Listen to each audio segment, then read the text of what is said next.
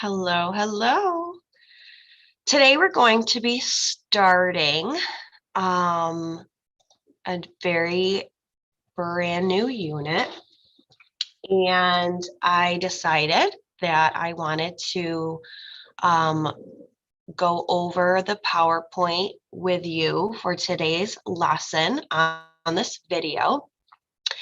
You will see that for today you have a DIN, which is your LiveWorks worksheet, which is posted here. So we will go over that in class. Um, I have a video that I'm going to show you. And then the bulk of the lesson is actually going to be from this PowerPoint.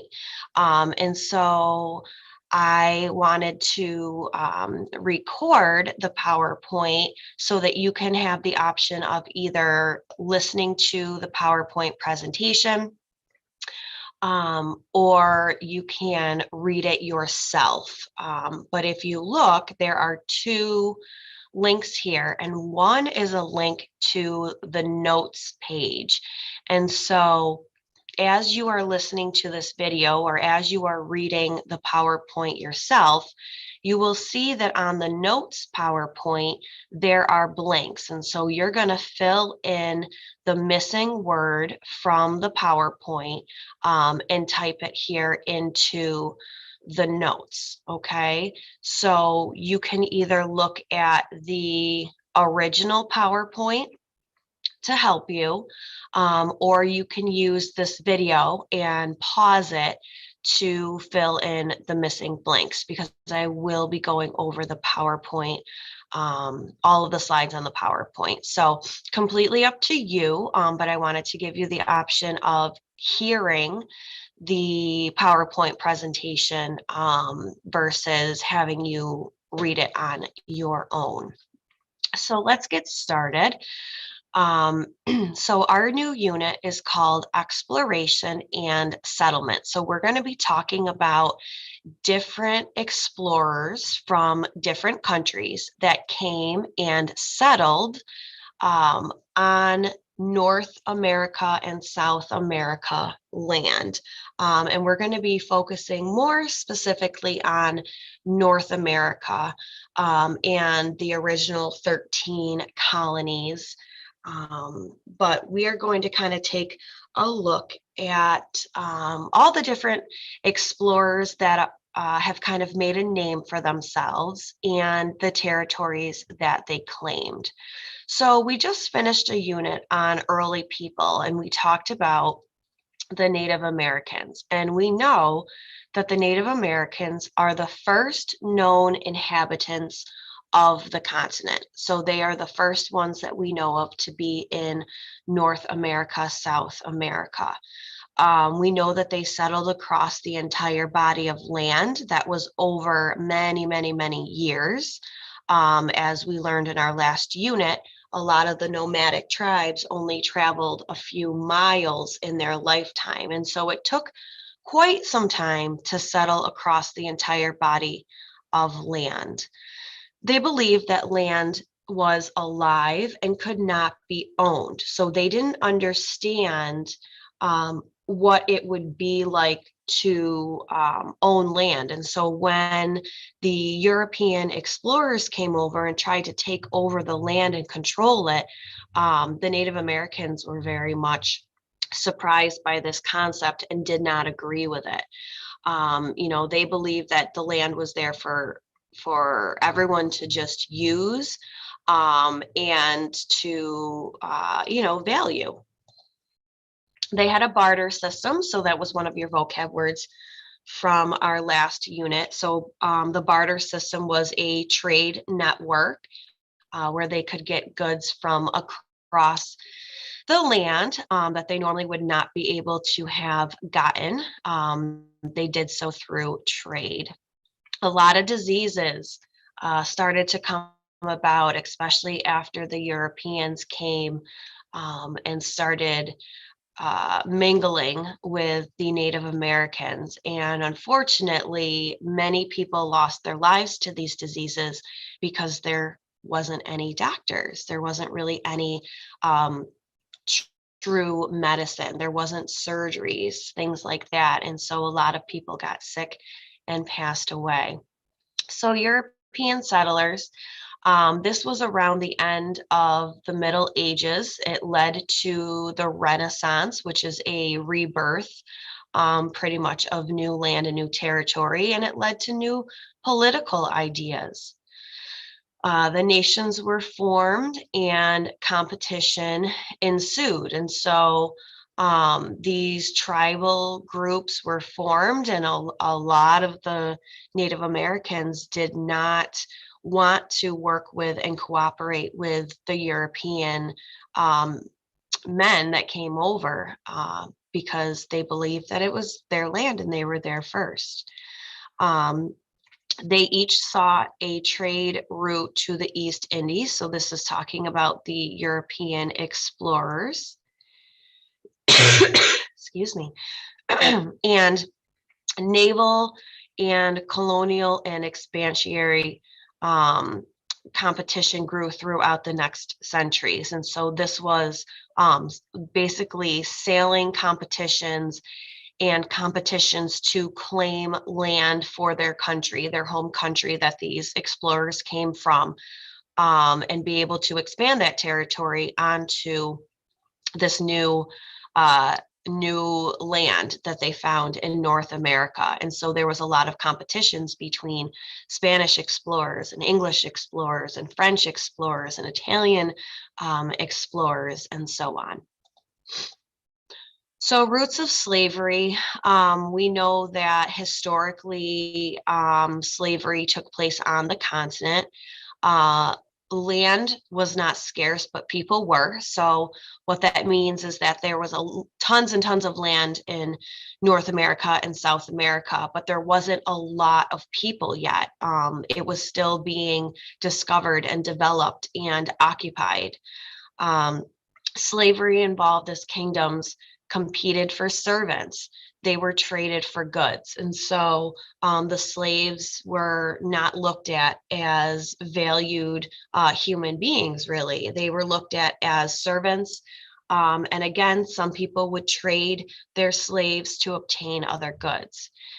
Europeans involved themselves in the system and rapidly grew rapidly and harsher as time went on. And so that just means that more and more people were being captured and made to be slaves. And a lot of the slaves, unfortunately, were very mistreated. And they were looking for more slaves. And so they would go over to Africa and obtain these people from Africa and force them onto a ship and sail them to North America. And so that was called the Middle Passage, that body of water and that trip from Africa to North America. So these were not indentured servitude. So what indentured servants are servants who would work for a period of time and then they would be freed. And so if they were indentured servant, they would maybe be a slave for 5 years or maybe 7 years. And after they served their time, if they were still surviving, they would be set free. Unfortunately, this was not the case for many. Many of them were held into slavery and they stayed a slave until they passed away. So discovering America, Columbus sails on the Atlantic in search of a trade route. America is founded later and goods are brought back to Europe for trade. The natives were not happy at all about this. They did not understand why these men from Europe were coming over and taking things off of their land and going back, bringing the goods from North America back to Europe. And so a lot of Native American groups were quite angry. Slavery and plantations picked up immediately as crops are a main economic staple. And so these plantations were these large bodies of land, giant farms, if you will. And as the farm land expanded, so did slavery. They needed more and more people to be out in the fields and gathering up those crops because the crops were a main economic staple. And so economic is referring to money. They were able to use these crops to barter and to sell.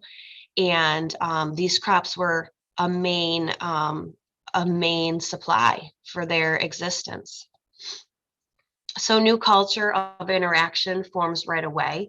And so the Native Americans and the Europeans had to figure out how they were going to communicate with each other because they, had different forms of communication, different languages. So in early expeditions, Spain explored Southern and Central America. It's a reason why a lot of the Central America countries are Spanish speaking, and there's a lot of Spanish being spoken in a lot of the southern states and some areas of the southern states. And so that all stems back to the influence of Spain. The Dutch are the ones that explored New York. And actually, New York was named after the Duke of York. And so we'll be talking a little bit more about that. The French are credited for finding the Great Plains area, and the English decided to get involved and start settling all over.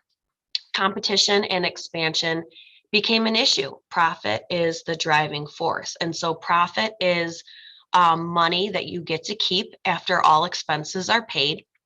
And so the more land that you claimed and took over, the more goods and natural resources you could get from that land, the more territory you had control over.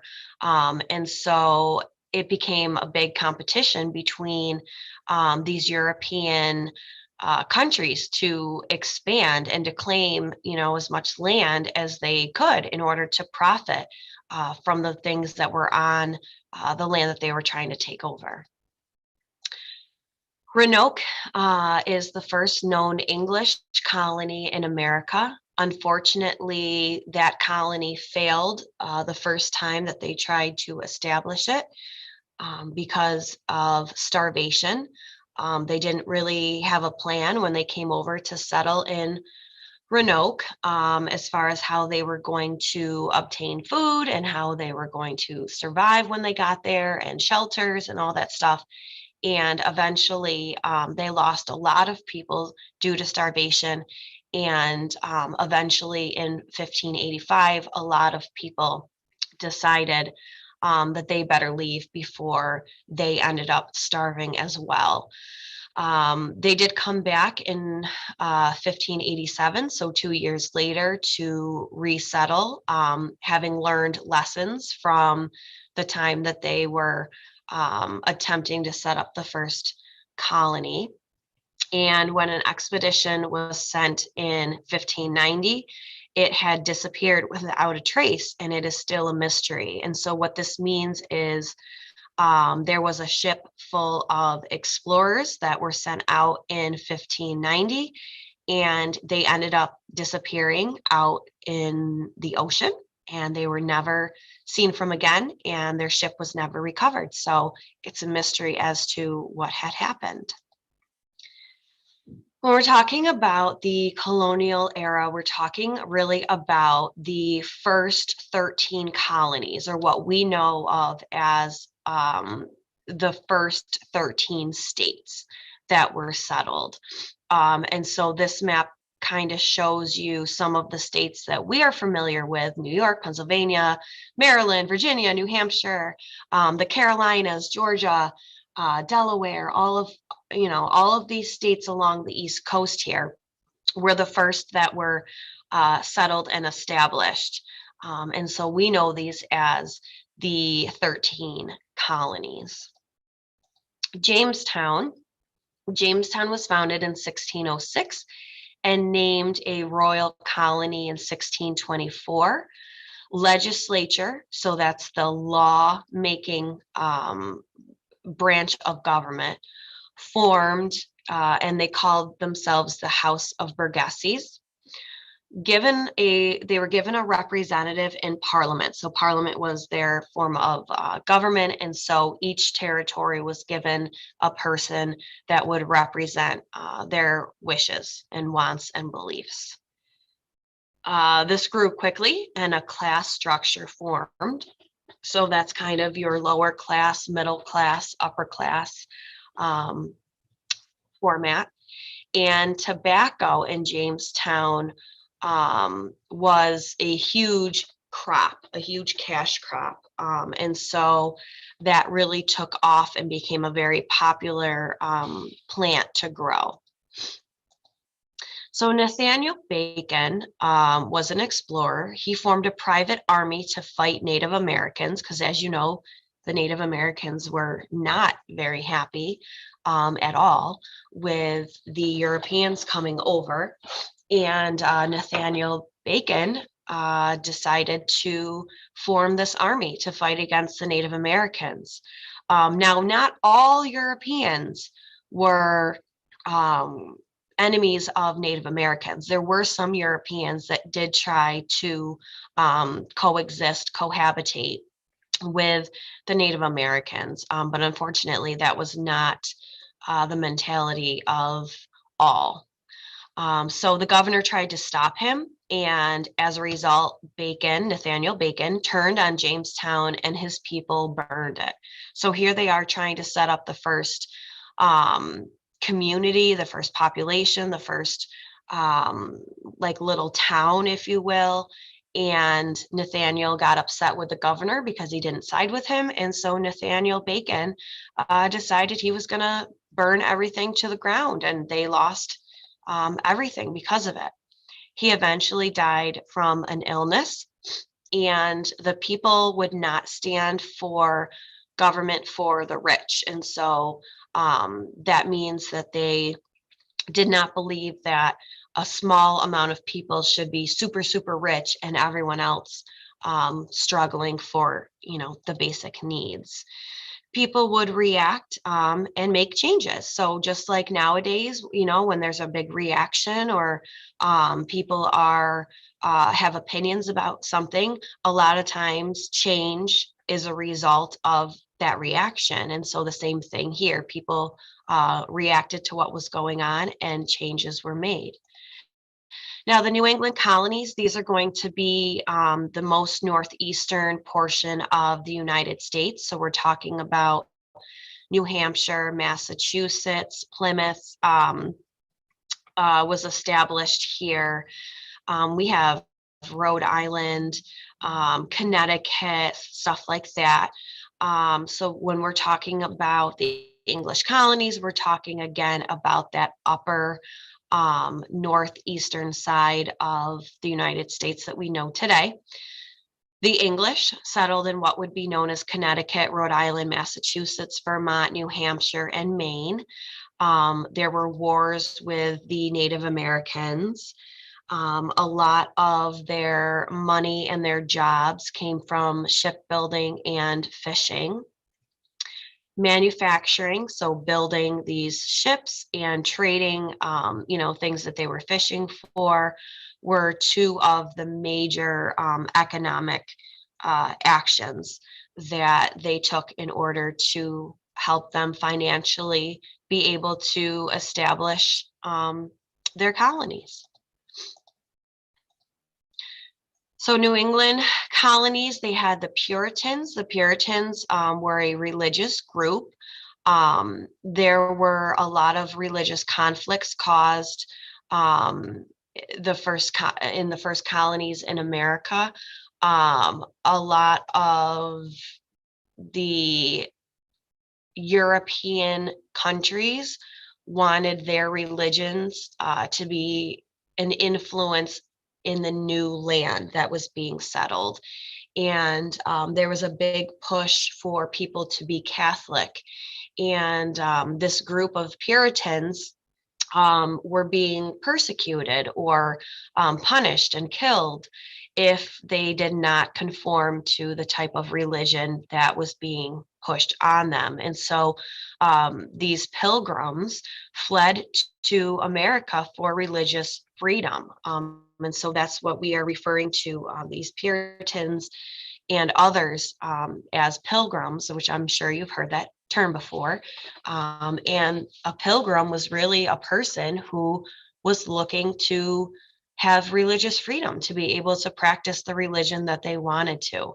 And so these pilgrims decided to come up with a Mayflower Compact, which is the name for kind of a set of rules that they all agreed to live by.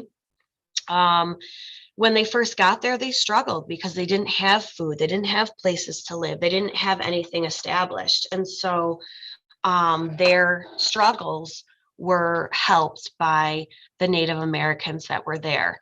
And this is pretty much the history behind Thanksgiving. They all got together, the Pilgrims and the Native Americans, and they fed each other, and they offered, to help and trade and, kind of ease the struggle and sort of survive together. And so this offering of this large feast started to come about, and that is what we are referring to as the first Thanksgiving. And so eventually over time, in the New England colonies, there was something with the Salem witch trials, where they believed that some people, more specifically some women, had witch-like powers, and so they were persecuted for that. So the middle colonies, this is where we live. New York, New Jersey, Pennsylvania, and Delaware make up the middle colonies. In the middle colonies, a lot of their money was established through lumber work. New York was run by the Dutch, because again, the Dutch were the ones that founded New York, until the English took it over in the late 1600s. Again, New York was named after the Duke of York, and it was a proprietary colony. In the middle colonies, there were also people that referred to themselves as Quakers. These people settled in Pennsylvania. They practiced religious tolerance, so accepting people for the religion that they were. And they made a haven for faith. And so these Quakers made a safe place. A haven is a safe place for people to go and worship and practice their religion without having to worry about being killed for having a specific faith.